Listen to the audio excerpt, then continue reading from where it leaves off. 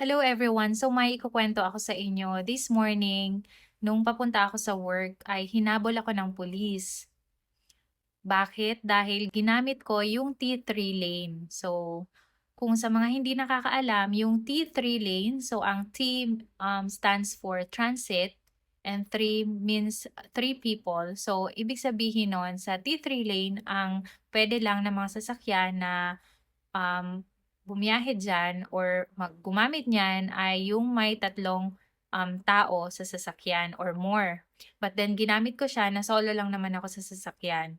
So, nung pag-change ko ng lane, may pulis sa likod ko, then hinabol niya ako. So, 'pag gano'n umiilaw-ilaw na, hindi naman nagwawangwang pero umiilaw yung sasakyan. So, it means ako yung hinahabol niya.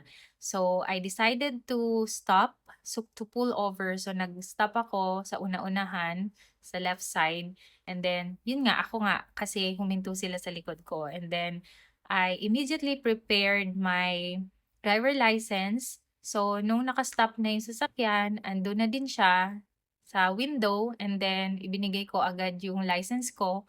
And sabi niya, "You are using the T3 lane." So, alam ko na agad kung ano yung violation ko. And then sabi ko, "Sorry about that. I was just in a hurry to go to work because I have an upset stomach." So, sabi ko sumasakit ang tiyan ko and kailangan ko ng mag-poop.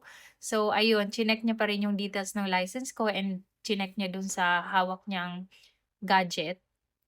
And then sabi ko, "But this is the first time that I use the T3 lane because I know that," sabi ko, "hindi ko naman talaga dapat siya ginagamit." And then sabi ko, "Sumakit lang kasi ang tiyan ko and kailangan ko lang mag-poop." So yun, tapos hindi niya na ako pinatagal, ang sabi niya na lang, "Just be careful next time and be careful in driving to work." Sabi niya, "Where do you work?" Sabi ko, "Diyan sa airport." Sabi ko, "Malapit na lang din ako." So, sabi niya, "Ingat na lang daw ako and don't do it next time." So, ayun lang guys. So, always follow the road rules in the foreign country kung saan ka man.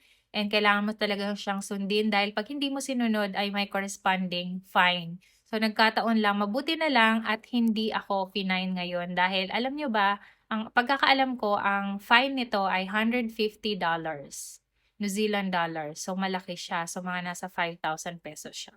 Kaya hindi ko na talaga siya gagawin. Talagang masakit lang talaga yung tiyan ko kanina. Kaya kinakailangan ko talagang magmadali. And sobrang traffic din kasi.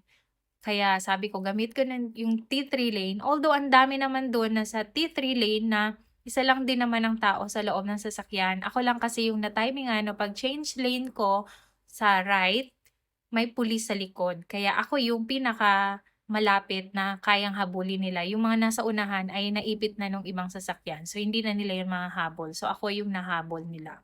And good thing, hindi naman ako na-fine. So, ang lesson doon ay lagi tayong dapat sumunod sa road rules kahit saang mang bansa tayo andoon. Nagkataon lang talaga na sobrang sakit na ng tiyan ko kaya ginamit ko yung T3 lane. Kaya ang lesson doon ay kahit saang bansa tayo or kahit sa own country tayo dyan sa Pilipinas ay kailangan nating sumunod sa batas, rules or policies na meron ang lugar kung saan tayo nakatira.